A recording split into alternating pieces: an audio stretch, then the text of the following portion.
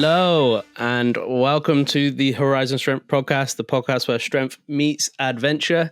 I'm your co-host, Josh, and with me I have the wonderful Jack Buffery. That's how you pronounce his name. Well, do you know what? So I do think it is of French origin. So yeah, Buffery is probably not too far off from where it comes. So just before we get started, I'll explain what this episode's about today. We like to have a word come with each episode, and today's word is hunger. We're going to be discussing how to overcome hunger during a cut. In real talk, we're going to go a bit deeper into that, and then we've got some listener questions today. And it's a person who's listening right now. And then we have our survival situation. But we've started switching it up a little bit from last episode. And we normally give our 24-hour challenge at the end of the podcast, but we've decided to put it at the start and explain it again at the end. But when we put it at the start, this will give you the opportunity during this podcast to give this 24-hour challenge a go. Now, on the topic of hunger, my 24-hour challenge to you is when you next have a craving for something like a sweet treat, or maybe you're into bacon cheese turnovers like me, whatever it is, instead of going straight for that craving and succumbing to it, try doing one of two things. One, drink some water, or two, go do something active instead, and just see what the result is from that. I like it. And, you know all about hunger right now, Josh, which I'm sure we're going to get into at the moment. In a moment. Yeah, I really do. So before we get into it, Jack, how are you doing? How's your training going? What's happening? Well, first of all, I just want to really, this is probably going to physically hurt you, actually, when I say this, but this didn't happen immediately. It happened a little while ago. So there's two things I've always said that I want to actively avoid, okay? And you just reminded me of one of them when you said about the turnover. So the two things I want to actively avoid are golf and pastry cooking, because I know that once I break the seal on either of those two things, I'm going to get like proper obsessed with it and just want to do it. Now, I haven't broken the golf one yet. However, when you just mentioned turnover, it reminded me the other day that I made a pie. I made a steak and ale pie with a bottle of ale that one of my clients gave me, and it was amazing. Okay, I slow cooked it for like 6 hours, and then I picked it all up. So my partner Kimberly, she's gluten intolerant. I had a little bit of pastry left over after I put on I used the ready-made stuff because who can be bothered to make puff pastry, and I had a little bit left over, and I was like, what can I do with this? And I fancied something sweet. Do you know what like a yum yum is? The puff pastry twist kind of things. Well, I had enough to make something the shape of that. So what I done, I unraveled the last little bit, spread peanut butter over the top, and Kimberly had found me some. I give myself a rule that if I find anything coffee flavored, it's an exception to my diet rules. So I had some coffee chocolate, and I put like 6 or 8 cubes of coffee chocolate on there as well. Wrapped it all up into a yum yum shape, and then put it in the air fryer for 10 minutes. It was freaking amazing. And the difference between gluten-free puff pastry and normal puff pastry is that it's slightly harder, so it's more like the consistency of, it's like a cross between like a breadstick and a puff pastry thing. It was amazing. But yeah, that's just what you fired off in my head. That was actually like a week or two ago now, but I thought I might have to share that with you. Two things. But you know what I'm going for at the moment, and I love pies, right? I absolutely that's your northern blood. Pies. That is. I'm from the north. I love pies, and you just rubbed that in my face. Second thing, why didn't you make me Because I only had a little bit of pastry left. I'm really disappointed. I'm not happy. And it had to be enjoyed hot as well, while the chocolate was all still melted and everything. So yeah, it was proper amazing. If I make another pie, I'll make you one, which I am going to make another pie, to be honest. Please do. I'm into it. Anyway, how's your training going? Stop rubbing it in. Really well, actually. So off the back of last episode as well, I've just been really, really pushing it. It did come to something that I had a thought yesterday as I was doing my training session. I'm going to make a future episode about, and it's based around basically the thought that I think coaches forget that adaptation still happens for them, even though it happens for all of our clients. And we think we're kind of exempt. We've done it all. But yeah, so I've got some thoughts around that at the moment. But I'm loving it. I'm still along the lines of the Eclipse Challenge. I'm using that as a basis for what can my body adapt to, and how many different modalities can they adapt to at the same time. I was doing. Well, you actually recorded it for me yesterday because I found the first flaw with the DJI Osmo is that you can't do a spin shot and then record yourself because it does it straight away. So thank you for that. But yeah, I'm enjoying it. I'm doing the power up work and the ring work and the muscle up work as well as the heavy weightlifting. Going to be a ninja soon.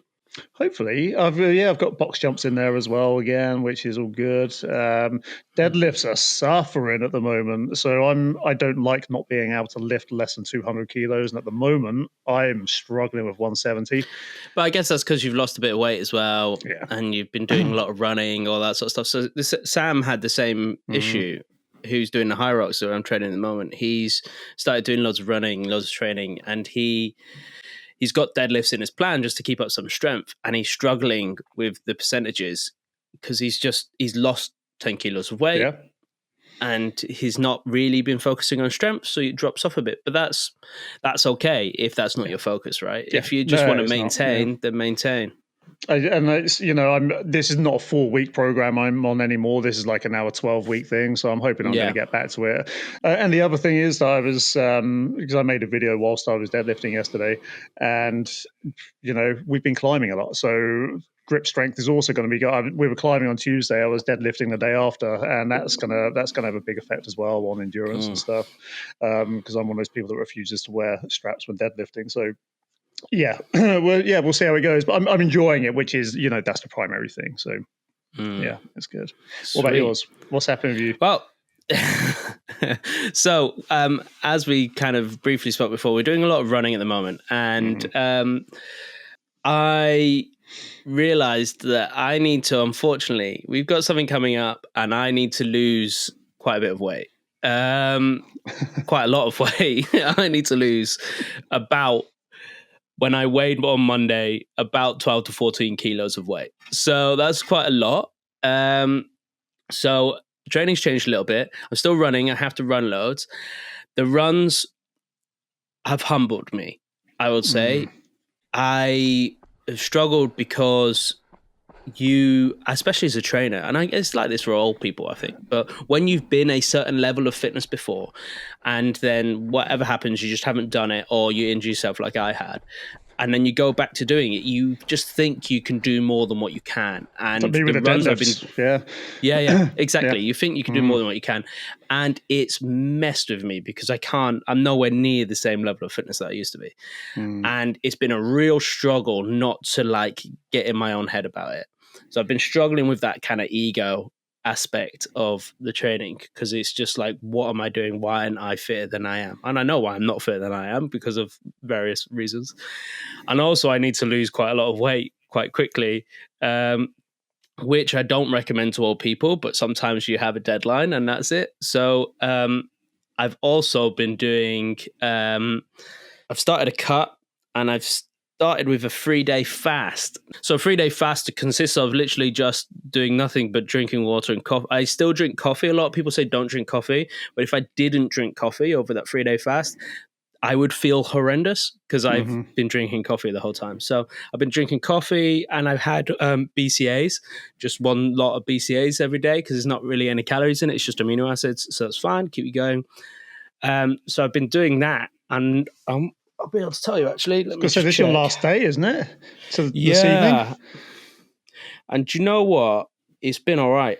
I'm on 2 days and 14 hours. So nice. I break the fast. 10 hours. Yeah.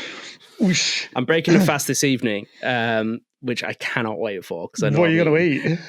I'm going to have a fat steak and vegetables. That's nice. Steak Very and veg. nice. That's all I'm eating. But people think it's quite extreme going on a 3-day fast, and it is, don't get me wrong. But what I've found when I've done it, I've never really done it before for weight loss. I've done it to get myself in a good mindset. It's a good reset. Yes, you lose weight off of it, but quite often, if you don't break the fast correctly, you end up putting it all back on. But I will be breaking the fast correctly because I'm going into a cut. But I found this time round, it's been easy. Do you know what? You haven't seemed frustrated, and I've actually seen you the last couple of days, which is rare because we don't usually see each other that much. But yeah, you haven't seemed that fussed about it, to be honest. You've just been cracking on with it. I think the realization that I've got no choice. I've just I've got a deadline. I've got to lose much weight. And I know I'm holding people up by not telling people what this deadline is, but that's going to be a bigger thing later. I've got some news about that as well. But yeah. Oh dear. I've been doing that. Hence why today's episode is all about hunger, because I'm dealing with that right now. But it's been all right. And I've still trained every day as well. So still hit the training every day. So I want to ask a couple of questions about this before we get into the depths of that. First of all, why 3 days? I guess is the first question. This is more individual, I think. I've done 1 day before. I've done 2 days before. I never really see much of a difference in my mental state and my physical state when I do just like 1 day or 2 days. It's weird. It's like I haven't suffered for long enough. But joking aside, it feels like, there hasn't made much of a difference. Unfortunately, there's like conflicting. I hate to go to research for this sort of stuff because there's a lot of conflicting research at the moment about fasting, and some say it's really good, some say it's not that bad, it's not that great. So what? But for me, mentally, after the third day, I feel clearer. I definitely lose that little bit more weight, but then, I feel like I'm in a better state of mind. Where if I do a day, like you could not eat for a day just because you're busy and not really realize, and then just still carry on doing the same thing the next day. I feel like 3 days for me really makes a massive difference to my mental state. I think it'd be a really good idea to say, okay, who could this be for? And who is it definitely not for as well? I think that'd be good to let people know. Well, that's what I put into this episode actually, is that if you struggle with food or have any kind of eating disorders or issues, this episode is not for you. This episode is not for you. Episode is for people that are maybe looking to go on a cut. This episode is for people that are, trying to lose weight. And it's also for people that are struggling with two things: instant gratification. So they constantly end up snacking on things because they need that hit, or drinking alcohol, or whatever it is. They keep going to those things that are de-stressors when they're not, because it makes them feel better in the moment. So this is for those people, and this is for people that life is chaos right now and they just want to reset and get back into a solid, good habits and routine. I think that's what this is for. And also the people that want to lose a bit of weight. So I would say, if you're trying to bulk, if you're already a good weight for your body size, you're fine. If you're trying to improve your performance, if you're trying to do all of that sort of stuff, this episode is not for you. One of the things was, where I see a massive parallel with what we spoke about in the last episode, which was knowing what your limits are and stuff like that. One thing that 99% of the world does not understand, 99 might be a bit much, let's say 90% of the world, 90% of the world doesn't understand, well, and 99% of the Western world definitely doesn't understand, is what hungry actually feels like. They think, how many people have said, I'm hungry, when you're not actually hungry, you just fancy some food. So, and I've never done a 3-day fast. I've done a few 24-hour fasts, but we speak quite often about having a reference point for certain things. So, for instance, in the last episode, a reference point of where our physical limits are at. It's good to have that reference point because then it can dictate where you're at in the future. Same with hunger, like understanding what it's like to be truly hungry versus just cravings are like what I see all the time. I see people have cravings all the time and mistaking hunger for thirst and stuff like that. So one of the things that it will do is just have that bit of a reset where you think, oh, actually, I haven't been hungry in the past. I've just been fancying food. This is what hunger is actually feeling like. Yeah, and I would say, to be honest, I don't know if I know truly what hunger is like, because I've not been in dire situations where I haven't ate for weeks. This is, I'm hungry, but I think, and this is what this next section in a second is going to be good for, is that because I've been implementing a lot of stuff, I don't feel that hungry, which is surprising. I mean, like, one thing that has happened is I've been watching a lot of videos of guys barbecuing meats, but I've had like too many of those videos. We have been sending some pretty incredible recipes to each other. I'm not going to lie. Yeah. Hence why I'm eating steak tonight. But my wife's away tomorrow, and I'm thinking about going out for dinner just to eat steak somewhere. I'm just like, I might go try and get a T-bone. Just so you don't get upset. The ranch is shut until February, just so you know. Oh, God damn it. Yeah, I know. I just thought I'd tell you. So 3-day fast, I think, like you said, it's not for everyone, and it's important for people to understand that it's not for everyone as well. No. And yes, you will lose weight, but it's not a very effective strategy to lose weight, and especially it's not a repeatable strategy. That's for damn sure to lose weight, because there's too many other things that could happen with that as well. But Josh knows what he's doing, and if you know what you're doing in terms of food, if you're although I don't know if I'd put you in this category, Josh, but if you are mentally balanced, then it could be, then it could be a good approach to go for on this one. So, no, he's right there. No, with this, you got to know what you're doing. You got to make sure you drink tons of water. You've got to. If the coffee thing's really important, I think you can take coffee away, but just be wary that you will feel like crap, because unfortunately when you come off coffee withdrawals are a real thing. It sucks.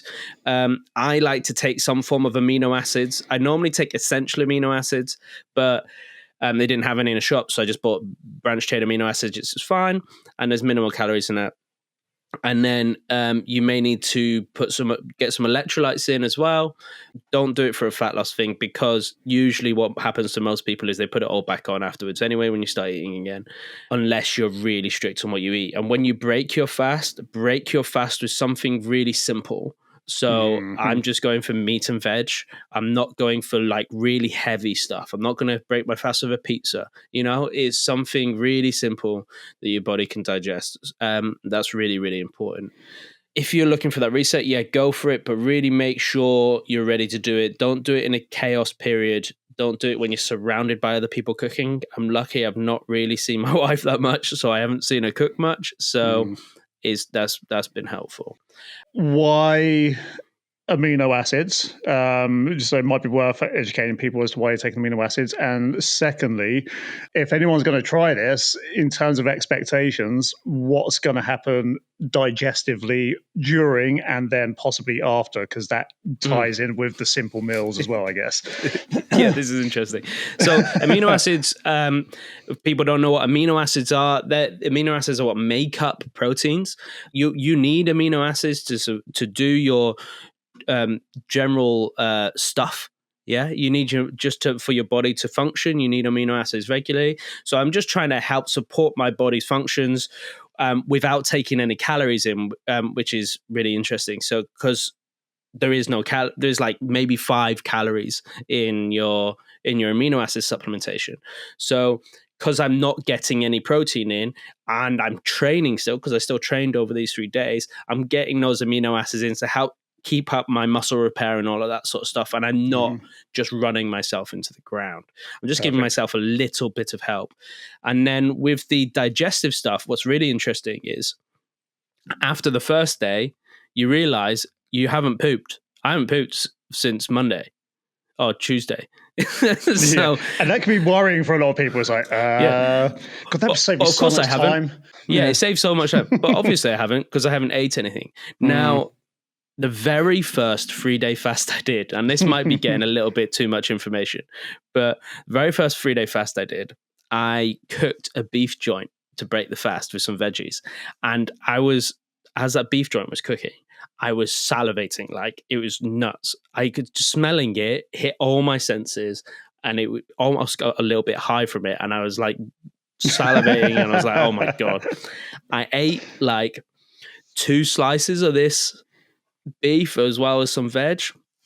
Instantly needed to go to the toilet. And I'll tell you now, what came out of me, I don't know what it was, but it felt like just whatever was. It just felt like whatever was left in my stomach and in my intestines had just gone. All right, now it's time to leave, and it was awful. But after that, it's really weird. I had this like it wasn't poop. I don't know what it was, and then after that, I felt phenomenal. I was like, this is great. I feel really, really good. So it must have just been clearing out whatever shit was in me. But yeah, nice. So that might happen. But then that's why it's important. If you go all out on eating a load of crap, as soon as you get off, it will hurt your stomach. It's the same with stray dogs. Now this is a random segue, but with stray dogs. Don't eat them, yeah. When you bring them in off the street, you shouldn't give them loads of food. Mm-hmm. You should give them little bits at a time because their stomach's gone really small and it will just cause discomfort and it may get stuck or they may end up throwing up. Same kind of thing is going to happen with you. If you eat loads, you're just going to get stomachache. It's not going to feel great. So eat a small amount, which is hard to do when you really, really want to. Yeah, and it's you as coaches. I mean, I guess you have as well, Josh. But I've heard horror stories, not just of fasting, but the main time I hear this is when people do keto for a set amount of time and then decide to celebrate at the end of it by eating a massive pizza, and then it just wrecks them completely because all this stuff is just coming in. So yeah, whole food, simple meal, and that, to be honest, that's the way most of us should be eating most of the time anyway. And so after any type of fast, it's a good idea. So we're going to go into our next section now, and that is the big rock of the week. And staying on the topic of hunger, I've brought 10 things that you can use that are going to help you overcome hunger during a diet. So if you're trying to lose weight, if you're struggling with cravings and you feel hungry all the time, then here are 10 things that you can do to help you overcome this. And these are stuff that I've used when I'm cutting and what I will be using while I'm cutting, and also what I've used during this 3-day fast. So these are good tips for everybody who wants to lose some weight and really, really struggles with their cravings. And we'll start with number one. And number one is my favorite one of all of them, is keep busy. My God, if you sit and do nothing and just watch TV and you're having periods of time where you just sat in your ass, boredom for me especially is the biggest thing for hunger. Biggest thing for cravings. And then I'll catch myself walking to the fridge like 5 times looking in it, even though it's the same thing in the fridge every time I look, So keep yourself busy, whether that's working, whether that's training, whether that's whatever it is. Keep yourself busy. As you noticed the past few days, Jack, we've been quite busy. So I haven't had really the chance to think about it, which has been really, really helpful. This isn't just if you're on a cut, or this isn't just if you're having a massive fast. This is if you just eat too much. If you want to cut back on what you eat, then keep busy, and that is such a good thing. And the thing is, you sometimes even keeping busy. A lot of ways that people will procrastinate is by going to look what they've got in the cupboards, especially working from home and stuff like that as well. So yeah, if you're actually making sure you're busy and engaged the whole time with something, that's why physical work is really good for that, right? But yeah, it's it's such a good point, because when you're busy, you're in the flow, you don't think about food that much. You're just getting on with what you want to get done. And boredom eating is people's number one thing. It just happens all the time. Yeah, it gets me bad. So number 2 is drink enough water. Now, people may have heard people say that if you're hungry, drink some water first. That actually does work. And it seems like one of those wives' tales, myths kind of jobbies. But actually, maybe you haven't drank enough water. So if you're starting to feel hungry, you started having some cravings, neck a pint first. Also, just before you eat a meal, if you drink a pint of water, you're going to feel a bit more full, so it's going to be harder to eat as much. But definitely drinking loads of water. Obviously for me, I've not ate for nearly 72 hours. I've drank tons. I'm on my 4th pint this morning, so and for us it's 10 o'clock in the morning. So for sure, drink plenty of water if you are struggling with your cravings.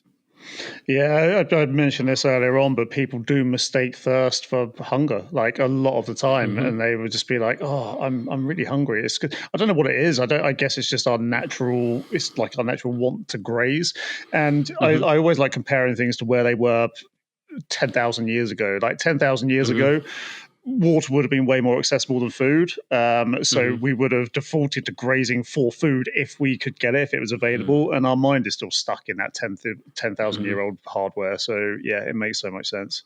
So number 3, this is when you're eating, eat high protein and fiber. Now the protein and fiber on the rise, which is great. There's obviously you see protein everything everywhere now. There's always a high protein meal in the shop.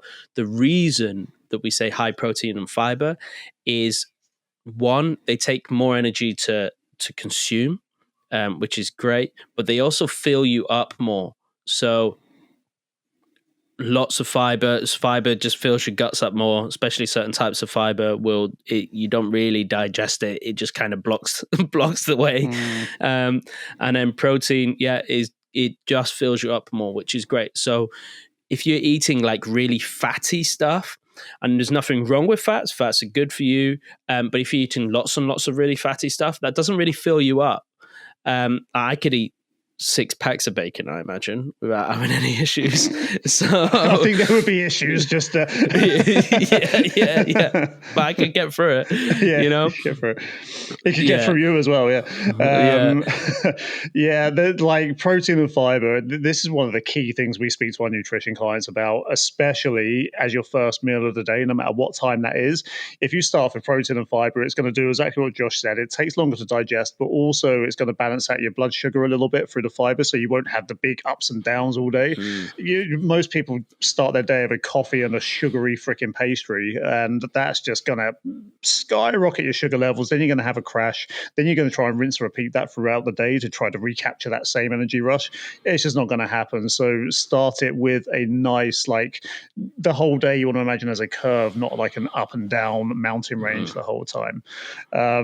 Yeah, so it's a really, really important point as well. Next one, number 4, is veggies. Now, just eat loads of them. Loads of veggies. If you're struggling with your hunger, veggies. Now, the reason on veggies is they're low calorie dense foods, which means that if you had a cookie, for instance, it's only going to take up this much room in your gut, whereas a whole bag of spinach, which is probably less calories than a cookie, will take up this much room in your gut. Yeah. Just describe that for the people who are just listening and not watching. Yeah. So if you're listening, a cookie is only going to take up, say, 1/8 of the space in your stomach, whereas a bag of spinach could take up nearly 100% of that space in your stomach. So it's just going to fill you up because there's less room. Obviously, it's got more fiber in and stuff like that. But that's the thing with low calorie dense foods like veggies, it's going to fill up your stomach more, so you just feel fuller. Yeah, I mean, there's not much to add to that, and it's one good way to work out whether you're hungry or whether you're craving. If you're hungry, you're going to want to eat those veggies. If you're craving, that's like when you're like, oh, I'm kind of full up, but I could eat this chocolate, I could eat those chips or something like that. So yeah, it's a good way to judge hunger versus craving.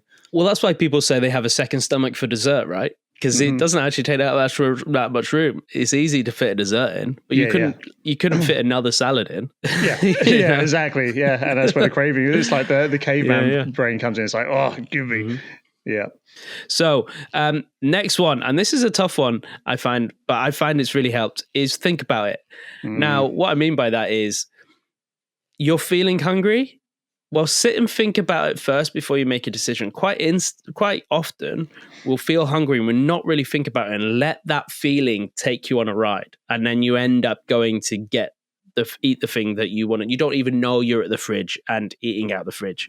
You know, if you sit down and just wait and think about, why are you feeling hungry? What are you doing? What's the situation you're in right now? Are you just bored? Are you just, have you just not ate your next meal yet and your next meal's coming up?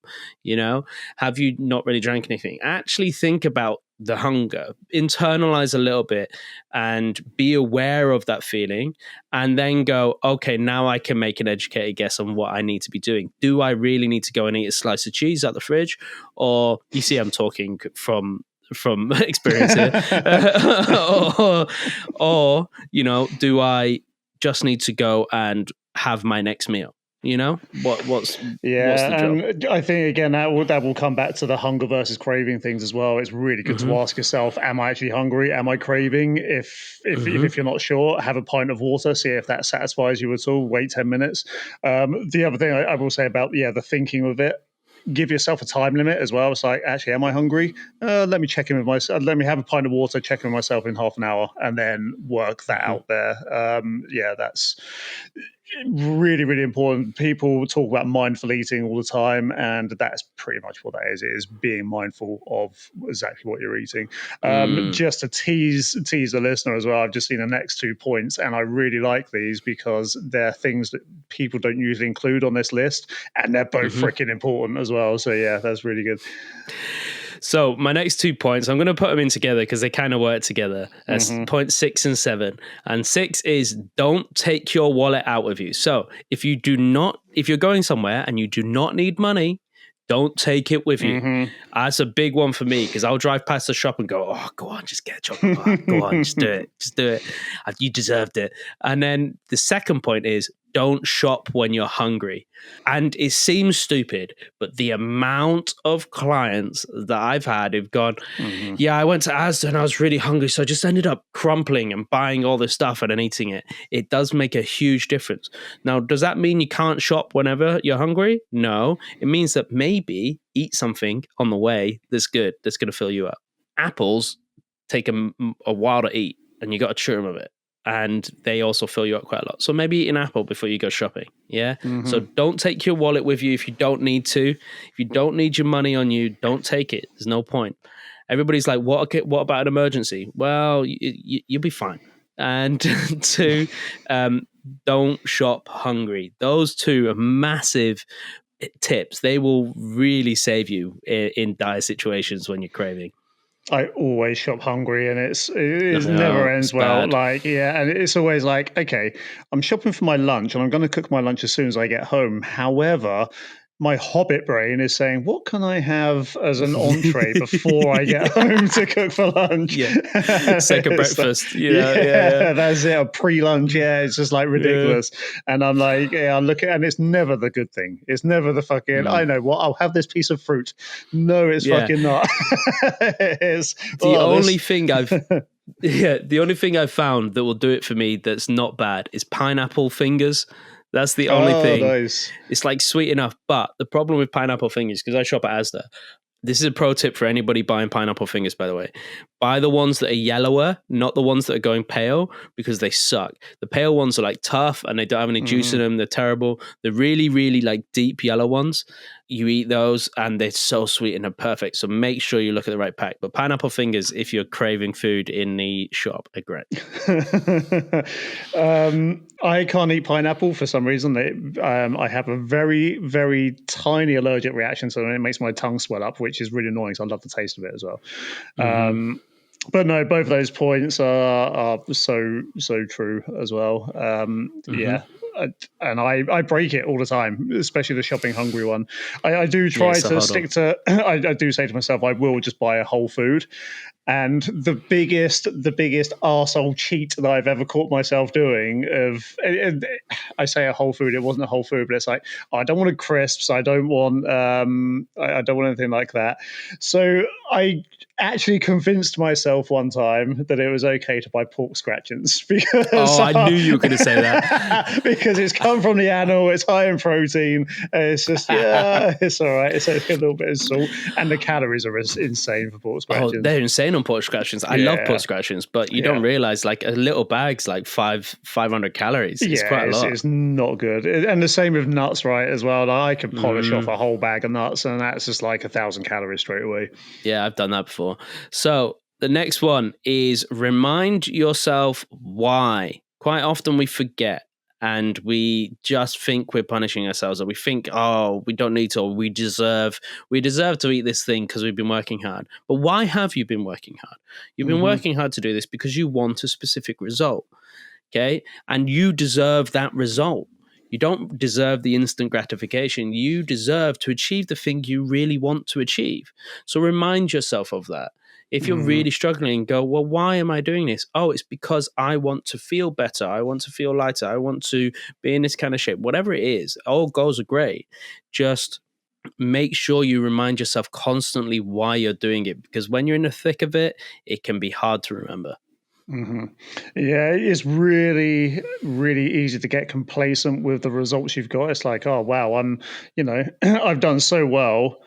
And then for some reason, it's human nature to think, I reckon I can get away with doing this now, or this, and it doesn't, that's not just food either. It could be training, it could be anything. It's like, oh, because I've got this far, I reckon I can get away with just cheating a little bit now. And you'll be surprised at how much you lose from losing that momentum as well. Like it breaks momentum, and then you just start that slippery downhill slope. And you don't jeopardize yourself. If you've got that far, use that momentum and say, fuck yeah, I've done this. I'm going to carry on doing it. Yeah, exactly. Now I'm going to switch 9 and 10 over. So number 9 is going to be stay off social media.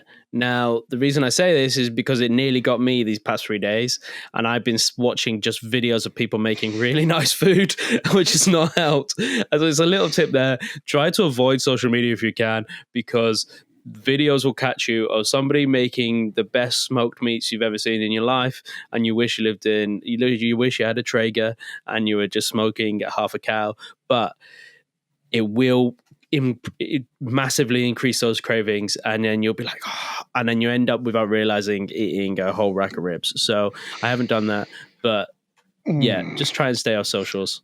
It goes to show how much time has changed, because if this had come up 12 years ago, I would have said the same thing about TV. When I used to get home from work, I used to switch on the TV as soon as I got in, hungry already, because I used to do a very, very physical job in the forest.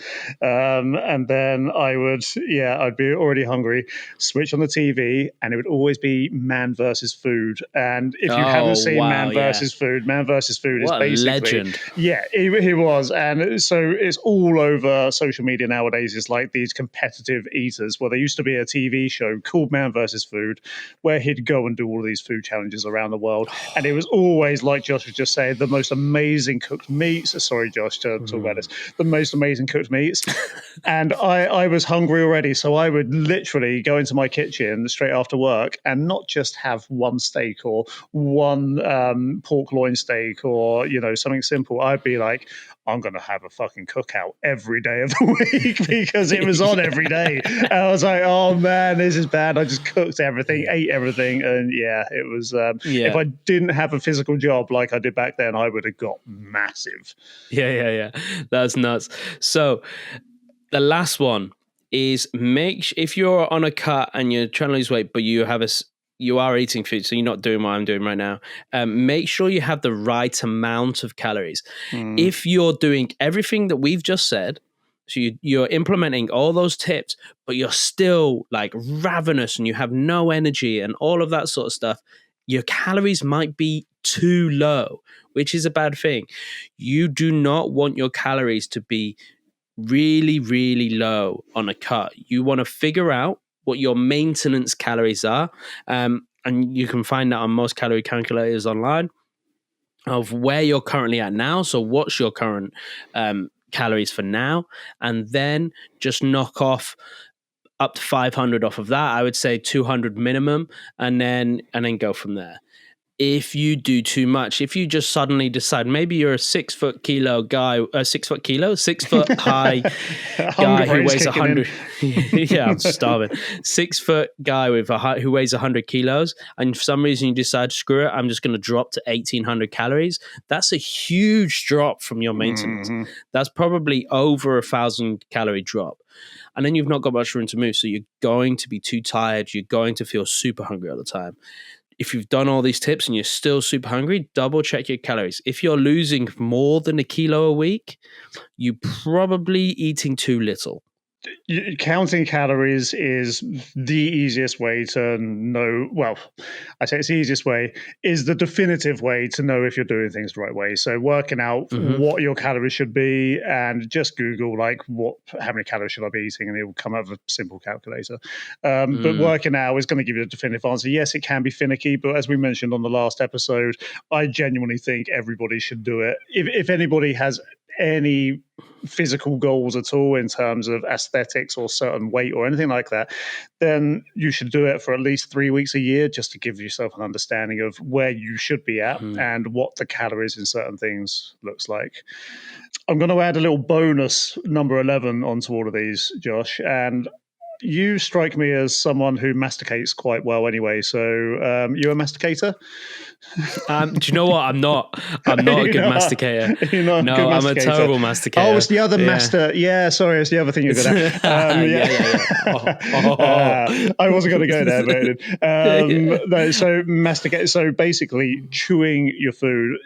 It's so fucking easy to drink calories. Like, and there's, if you're having protein shakes, there's nothing inherently wrong with them, but just understand if it's a high calorie protein shake, it's not going to fill you up. It's going to add a ton of calories to your diet straight away. But that's not, and that's a protein shake, right? But you've also got like fizzy drinks. You've got double mocha choco frappe caramel lattes, which is like 600 calories. And these things taste amazing, but you're drinking calories. They will not fill you up. So avoid those and eat things that you have to actually chew, because if you're chewing them, it's going to last longer. The whole experience of eating that much smaller thing is going to last longer because you got to chew it and swallow it. So yeah, that is going to be one I'm going to add as well to that. Yeah, for sure. We also had a secret input from our secret listener, and it is to anything that you crave is to move those things out of sight or put them in harder to reach places and put then the healthier options in these, which is great. If you've got stuff in your house that you have no choice to be in the house, maybe your partner or you have kids and they have foods that they eat, but you can't really eat right now, but you crave, stick them in a harder to reach place. I love that. I think that's a great little tip. On top of that, I'm just going to go take that one further. Just don't have it in the house if you can. Yeah. If you have the option, don't get it. Don't put it there. Yeah. Don't torture yourself. That's the other thing. Because sometimes I'll treat it as a treasure hunt. I'll like search the house for 10 hours thinking, I wonder if I hid anything ages ago that I'm really craving. I do that all the time. Yeah. And it's like, oh my God, yes, there's a bit of chocolate in this drawer. But yeah, you're going to... It is still a great idea though, like put it somewhere where it's like, if it's in its own little place, then you kind of know this isn't to be touched until until it's time. But then to go to your step, to take that one step further, you're way less likely to get in your car and drive somewhere to go get that food than you are to like just have it. Than the other option. So yeah, definitely good points. So that's all our 10 points. I'm going to quickly speed run recap them. Number 1, keep busy. Number 2, drink enough water. Number 3, eat high protein and fiber. Number 4, veggies. Number 5, think about it. Number 6, don't take your wallet with you. Number 7, don't shop hungry. Number 8, remind yourself why you're doing it. Number 9, stay off social media. Number 10, make sure you have the right amount of calories. Number 11, masticate. And number 12, hide the stuff. Now, you don't have to do every single one of them. It may seem like quite a lot. Pick the ones that work for you. Happy days. So what we're going to do now is we're going to move into our Real Talk segment. This is where we say the stuff that maybe some trainers want to talk about. So we're going to talk about that now. But first, Jack, pour your coffee. I've got my lovely EOT Ceramics Dimple Cup here. We're not sponsored, but Emily makes the best cups. And I'm going to pour my coffee. Cup 2. So we don't always advocate like having a load of cups of coffee a day, but on podcast days we like to stay. We drink absolute tons of coffee. Yeah, we definitely do. And as you can see, it's a black coffee. Cheers, black coffee, because I'm fasting. If anybody out there knows any good coffee brands they want to send to us, then please do. Please. So moving on, Real Talk segment. So we're staying on the hunger front. And this is something I think is important about this. All these tips are great and they're great tools to have in your belt. But at some point, you're just going to have to deal with the hunger. Mm-hmm. You're going to have to deal with hunger. And if you're not hungry enough for the result you want, you will submit to the hunger. Okay. So if you're not hungry enough for the result you want, you will submit to those cravings. Mm-hmm. So sometimes you need to just, unfortunately, deal with it. If you're on a cut, it's inevitable. You're in a calorie deficit. You're going to feel hungry. You have to find a way to accept that. And that's why I think it's really important to be hungry enough for that result rather than hungry enough for the stuff you want to eat. Yeah, and this has so many parallels with working out at the same time. So you can come up with all the best workout techniques in the world to get you all the best results you want to do, but you've just got to fucking get on with it and do the work at some point. You're going to have to deal with the discomfort. And it's the same with hunger. Either when you're after a result, it's always going to be an exchange of some sort. So, you know, whether you're exchanging cookies for salad or whether you're exchanging time for like free time for working out time, there's got to be an element of discomfort. And you're right, you have to deal with it. There's only so much planning you can do, and planning becomes procrastination at some point. Fucking crack on. What's interesting is I've learned to use it as a bit of a it depends. When I'm in a good spot, which I'm in right now, because you know we have waves, I've learned to use that hunger as a bit of a energy booster, right? To it's almost like taking an energy drink. I'm like, right now I'm hungry, but I'm wired. I'm ready to go. I'm excited. I've trained this morning, but I'm excited. I'm ready to go. I'm ready to hit it. So use that hunger. You know, it's not a negative thing all the time. It's something that just happens. It's natural, and you will be hungry if you're in a cut. And if you're wanting to lose weight, embrace it. But you need to really want that result.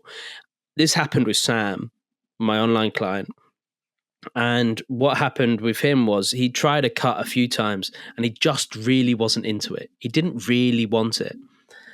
And then eventually he finally realized that he really wanted that goal and he did it. And then I think because he desired that result so much, he managed to push through it. And turns out it was really easy.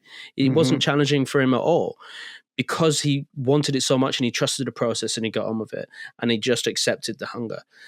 Your reason always has to be more powerful than your excuses, like every single time. And if it's not, you just won't. So I intermittent fast. I really don't like saying I do because that's not how I think of it in my head. I usually don't eat until lunchtime, but I'm not dogmatic about it. So this morning I was quite hungry, so I had a high protein wrap filled with like 5 or 6 eggs, and that was nice. That was a high protein. It had fiber as well. That was great. But usually I don't eat until 1 o'clock. The reason for that is I find it way better for myself to be slightly hungry through the morning. I'm way more productive. I'm way more focused. I'm way more energetic than feeding myself in the morning and then feeling a little bit sluggish. Because at the end of the day, when we're digesting food, the other thing is I know if I eat just something light, that won't satisfy me. It will just crack up my hunger cravings even more. So I'm better off waiting. But the actual power that I feel from just withholding versus just smashing a massive breakfast in and feeling more tired, it just helps me out so much more. So the reason is more powerful than the excuse. Just embrace that, people. If you're trying to lose a bit of weight, embrace it. It's okay. It's okay to be a little bit hungry. So we're going to move on now. Going to move on to our community aspect of the podcast. And here we either do a listener shout out or sometimes we take some questions. And I haven't put questions out to the world. I just put it out to our secret listener because I thought I'd put him on a spot and it was funny. So we've got 3 questions here that we're going to answer.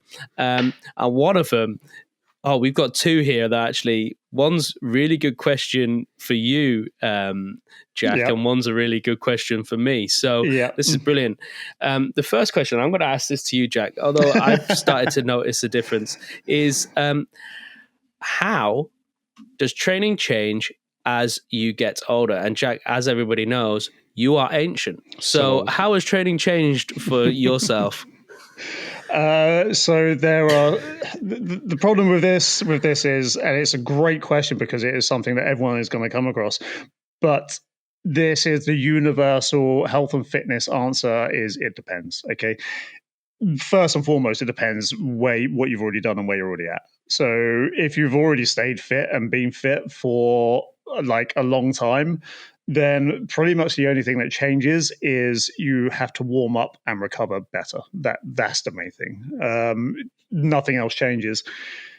If you are coming into it, say you're 40, you're the same age as me, and you're coming into it brand new, then you're gonna have to start slow-ish, and that may sound counter to what I was talking about in the last episode, but I wouldn't recommend a complete beginner starts with what I done last month, because they would probably crash and burn quite a lot. It could be tailored for it, but it's not the ideal situation.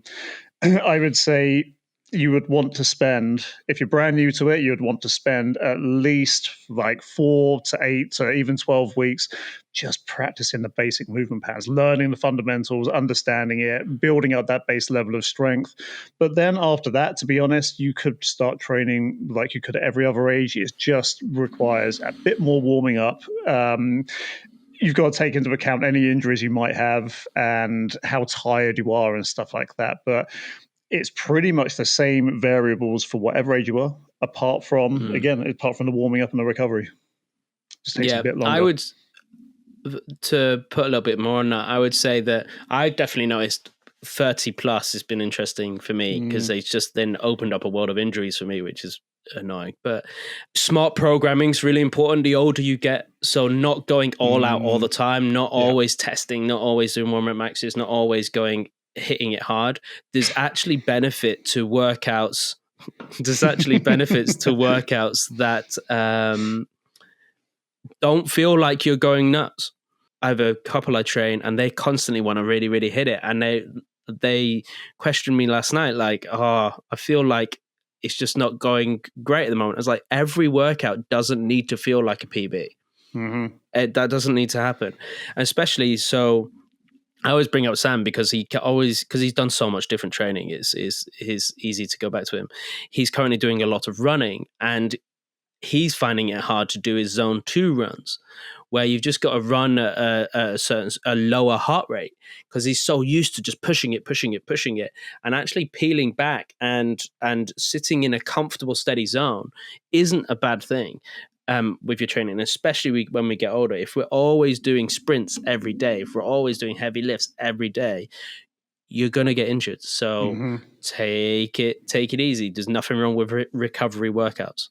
Yeah, no, there really, really isn't. And, I keep on coming back to this comparison, but the tortoise and the hare, at the end of the day, the tortoise won the race by going slower. And sometimes you just do need to step back and take it slower. There's nothing wrong with practice as well. If you can, actually, a good way to think about this is sports programming. So in sports, you have 4 seasons. You have on season, where most of your training is very, very sports specific, and injury prevention actually. Then you have post season, which is where it's all about recovery. Then you have the off season, which is okay, let's really work on building up the strengths. And then you have the pre-season, which is again that skill development side of things. So yeah, all of those things, that could be a good way to think about phases as well, as phasing in and out of different intensities of your training. And as long as you test it, like you want to spend actually more of the time, again, this is the flip of kind of what the last episode was about a quarter of the time wants to be that real high intensity stuff. The rest of it actually wants to be, okay, how do I build myself up to be able to handle that intensity? And that is a good way of looking at it. Yeah, for sure. So the next question is, what's a good way to stay fit when injured? So I've got a few things for this. we've trained a lot of people who've had injuries over the years, as well as myself, and you've had a few injuries as well, Jack. It depends on what the injury is. Depending on where the injury is in the body, you don't have to stop training. If you've injured your knee, you can still train upper body. If you've, that's a lot of things I see. One of the biggest mistakes people make when it comes to being injured is they just stop altogether, when actually they could probably still do something. There's still something they can do. If you've injured your right knee, you can train your left knee, your left leg, sorry, not your left knee specifically. But so still keeping on moving is really, really important if you're wanting to stay fit whilst you are injured. Then it's see a physio. Go see a physio. Make sure you see somebody professional who knows injuries and gives you the right tools and tells you what to do. See them do their stuff for sure. Make sure you do the rehab that they give you. If you don't and you're not getting results, well, you know why. So make sure you go see a physio. Then from there, as you come back in, don't come back in thinking that you can do what you did before you were injured. Really good point. Drop it back by a certain percentage and build up slowly. Don't go straight back in at your usual max, or your usual weights. Drop it back, build up slowly. Yeah, no, that's a really good point. And one of the other things, Josh, I think you've illustrated really well in recent weeks, it could be a really, really good time to start diversifying your training as well. So, Josh, your knees were fucked. So what did you do? You started arm wrestling, working on grip strength. Really fun ways to do it. And in fact, it can even inspire you to want to train more because you're doing things that you enjoy, and it could just put you into other scenarios that you might not have considered before. So perfect opportunity to try new things that don't. Now, if you're in like a full body cast, yeah, there might not be much you can do. But if it is just one limb or one finger or something like that, then there's always going to be things that you can do. It's if you stub your toe, you're not going to not move again until that toe is completely feeling better. So yeah, just do what you can with the resources you have. Just a little caveat to this. For instance, I know one of my clients recently, her partner recently done his ankle in. And certain things, it is important to rest them. So don't get up straight away. So like ankle specifically, if you sprain your ankle, you need to rest that ankle.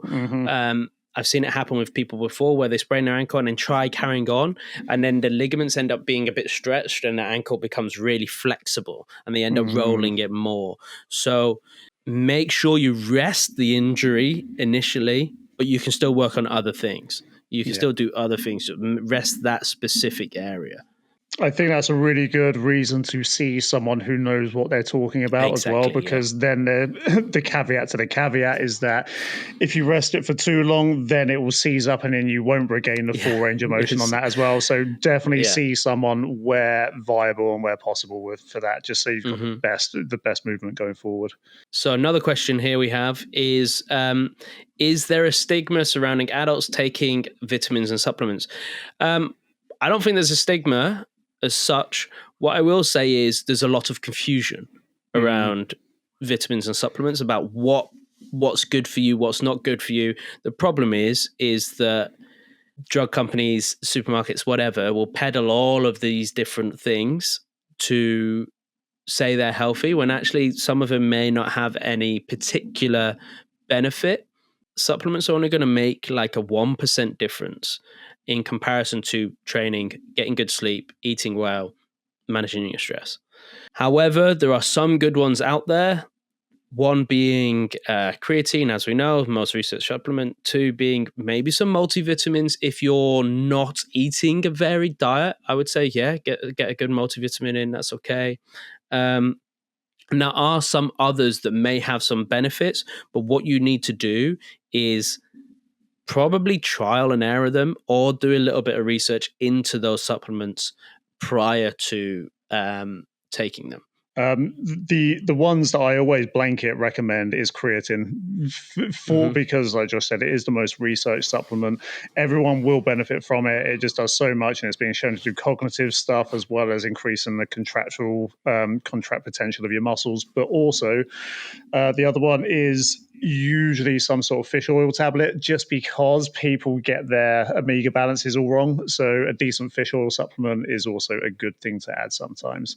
The one thing I was going to say, and I always forget because I don't really think of it as a supplement, is whey protein. If you're struggling to get protein in, just take some protein. There's nothing wrong with it. With a lot of supplements, the biggest thing you've got to look out for in terms of quality. Now, unfortunately, it is one of those things. We don't like telling you to do things that cost money, but with supplements, a lot of them are just crap. Unfortunately, they have a lot of things called binders in them, which holds it all together, and that is what the majority of them are made out of.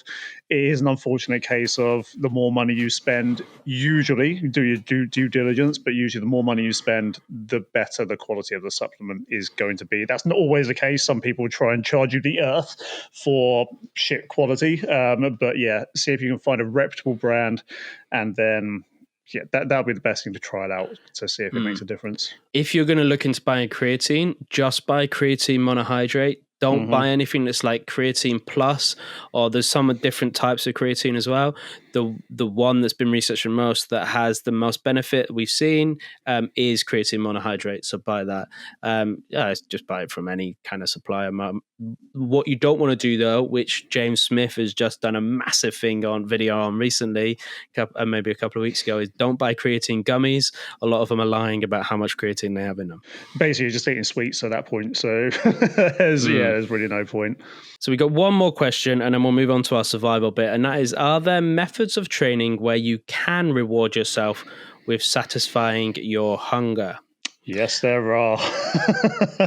Go on, Jack. Let's see. What have you got? At the end of the day, if you are doing anything crazy like powerlifting, you will need to eat a lot.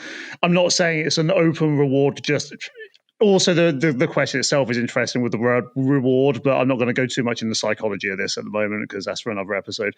But yeah, you can, like powerlifting, you're going to want to eat because you're going to be hungry after pushing your limits.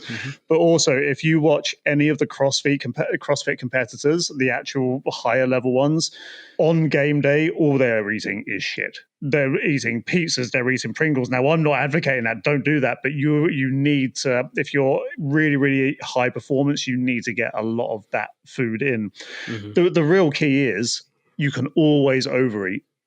Technically, and this goes back to the calories earlier on, if you understand what your calories are, nothing is off the menu. But we always advocate the 80-20 rule, Pareto's law, something like that. 80% of the time, eat really well, and have fun the extra 20% of your time. If it's all within your calories, you're going to be fine anyway. The real popular diet was if it fits your macros. People just took advantage of it and started eating Pop-Tarts all the time. But if you're hitting your fats, your proteins, and your carbohydrates and getting some fiber in there as well, you're pretty much going to be okay. Yeah, well, I'll say, like you said, it depends on your goal. If you're not looking to lose weight, then it doesn't matter, right? If you're just if you're not looking to lose weight and you're looking to improve your performance, or I actually spend most of my time with my clients, because they're not looking to lose weight, telling them to eat more food. That's a benefit. But if you are looking to lose weight and you are hungry, but you want to just treat yourself a little bit, there are also low calorie options of foods you may like. So one for me, I'm a massive fiend for ice cream. I love ice cream. I could eat 2 tubs of Ben & Jerry's in a row without having any issue, I think. So there are low calorie options. So like Halo Top is a form of ice cream that is, for the whole tub, is like 300 calories. So if you save up your calories for the day, maybe you just make sure you have a good 300 calories left over, then you can have something that's a reward at the end of the week. Instead of just going, I'm going to reward myself with a load of pizza, you can make these low calorie versions. People can make high protein pizzas now. That's the thing, One thing me and Rachel used to do is we'd make tortilla pizzas. So you just do it with tortilla instead and put all the ingredients on and go from there. So there are substitutes for the nice, what you would consider a treat or reward. One of the things that I do is because I know I'm not a massive sweet tooth. I always prefer savory, but after dinner in the evenings, I sometimes prefer something sweet. And I just have a Pepsi Max. It's 0 calories, and that satisfies my sweet tooth. One thing that we haven't talked about, I just wanted to quickly say about this though.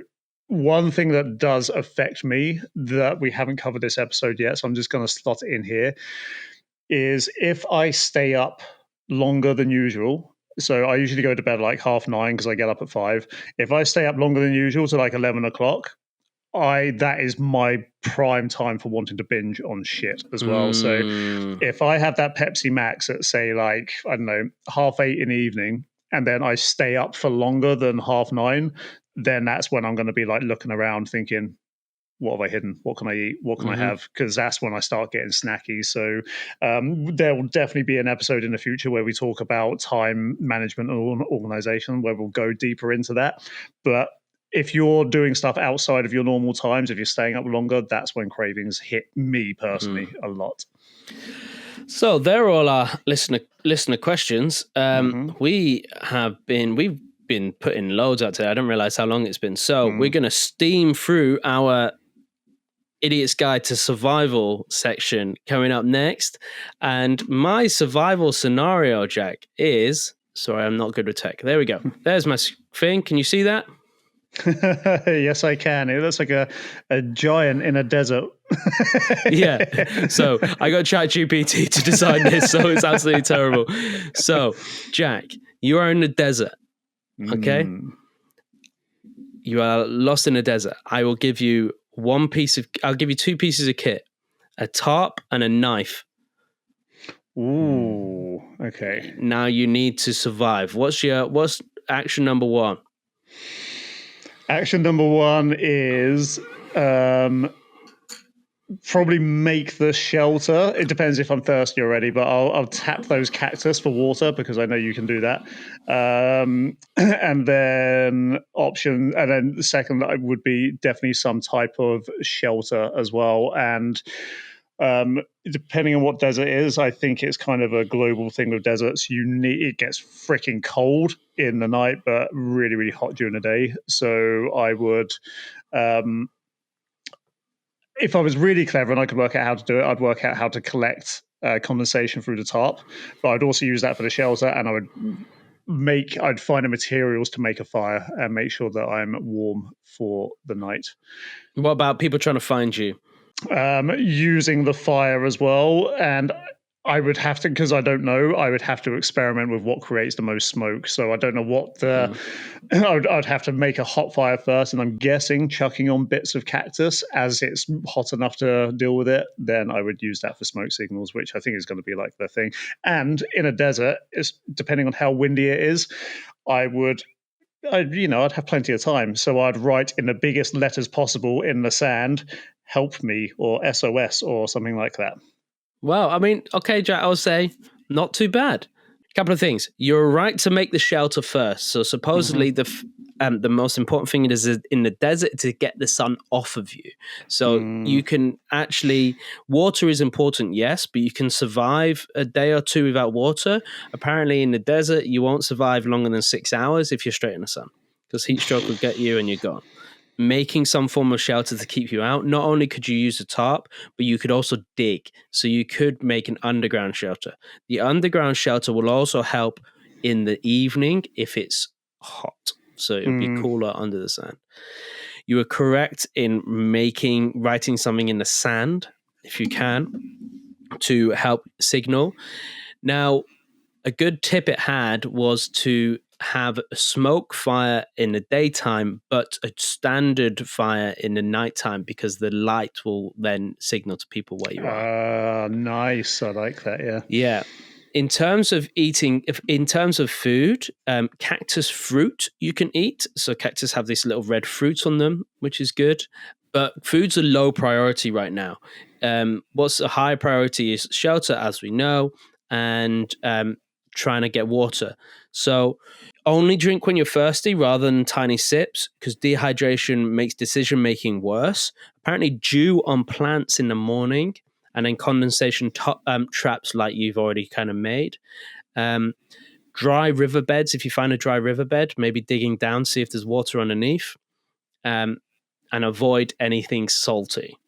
Now, if you can navigate, when it's cooler, try and travel. So in the evenings, in the mornings. Reflective signals from phones, mirrors, metal, anything like that is good, but to try and signal to people where you are. Now, another thing on clothing. What would you do with your clothing? So you would want it to protect yourself from the sun, but you wouldn't necessarily want to get sweaty in it because during the night it would cool you down and potentially give you like hypothermia and the chills. So I'm guessing keep it off until you stop sweating, if that's kind of the route you're going with that. The clothing is long sleeves and trousers, and then wrapping your head and neck. This is to prevent sunburn. So making sure, it seems, some people will seem counterintuitive, but wrapping up the whole body is really important to keep the sun off the skin. And obviously wearing lighter clothes. I was assuming under shelter as well. So yeah, but that makes sense. Okay. Also, with water, if you find vegetation, that means there's potentially a water source nearby. So dig deep below the vegetation itself, and there may be water quite deep underground. So there's quick tips for survival if you're in the desert. There you go. Like, guys, you now know how to survive in the Amazon jungle and in the desert if you've been listening to us. Although, yeah, because we're professionals as well. We need a legal disclaimer here is do not try this at home. Jack and Josh do not know what they're talking about. They are not survival specialists. yeah. It was called the Idiot's Guide for a reason. We've just Googled it. All right? Yeah. Yeah, that's it. Yeah. So don't take our word for it. Maybe we need to get some proper survival guests on at some point. That'd be good. Oh my God, that'd be the dream. So we're going to wrap up now, and I'm just going to quick reminder of the 24-hour challenge. So our 24-hour challenge for you guests, we like to do this on every episode because I think it's really important to have something that you can do in the next 24 hours. That's going to help keep momentum, push you forwards. And this one is about hunger, as the episode has been about. And this is just the whole point of this challenge is to get you to be more aware of yourself and more aware of how your body feels rather than letting your body take you for a ride. You're in charge. This next 24-hour challenge is when you next get a craving for that sweet treat, drink water or go do something active instead. What I'll also put on there is, or try one of the 12 things we suggested in how to overcome hunger during a cut. Okay? Don't succumb to it. Try to implement one of the tools to overcome that hunger. Okay. Even if you're not in a cut, it's just a good thing to exercise because then you get more aware of what's real and what isn't, because your body will lie to you. It's a great challenge, to be honest. I think, guys, share with us what your strategy is for this. We'd like to hear from it. And we obviously answered a few questions today, so if you have any other questions, feel free to ask them, and we will do our best to answer them on the show. Yeah, you can find me at Horizon Coach Josh on all socials. You find Jack at Jack something Coach Horizon's the thing. Like, subscribe, do all the stuff. All we want is feedback and comments. So if you comment and tell us what you want us to talk about, that gets us hyped up, and we'll record a really good episode for you if you have something specific that you want us to talk about. And guys, just get out there, do new things, have fun, enjoy a body that works well, and peace.